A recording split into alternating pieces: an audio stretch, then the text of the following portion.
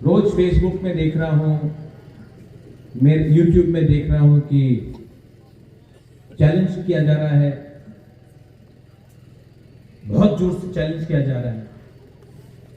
तो I want to request जो मुझे चैलेंज कर रहा है कि इस एज में मुझे चैलेंज मत करो, मुझे भी आपका सेहत का चिंता है। चैलेंज करना है तो समझ के चैलेंज करो।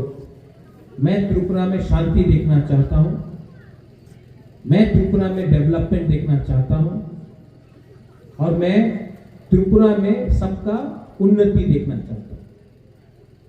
आपको सडनली पिछले 3 महीने से कुछ एनर्जी मिला है। कभी रियांग को रेफ्यूजी बांग्लादेशी, कभी आईपीएफटी उग्रपंथी,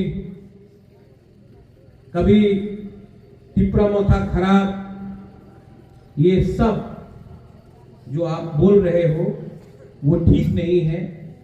मैं रिस्पेक्ट करता हूं हिंदुस्तान के प्राइम मिनिस्टर को, मैं होम मिनिस्टर को इज्जत करता हूं और जो भाषा का प्रयोग आप और आपके पार्टी कर रहे हैं उससे नुकसान आपका ही होगा।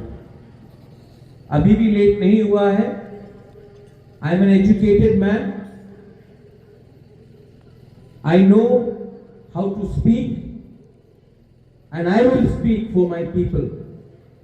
But please don't try to intimidate me because I am fighting for my people. I am not fighting against you. But if you try to intimidate me or you try to intimidate my people, then we are Kshatriyas as well. We know how to fight back. So again, I request you, take your energy in the development of my state, the development of all our people here, but not against each other.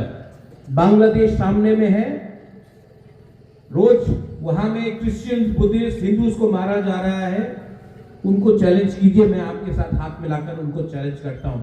हमको challenge करने की कोशिश किया तो मैं आपको प्यार से फिर से सम्मान से बोलना चाहता हूं, आप इलेक्शन नहीं जीतोगे, क्योंकि ये इलेक्शन का बात नहीं है, ये हमारा बच्चा लोगों का, हमारा अधिकार का बात है।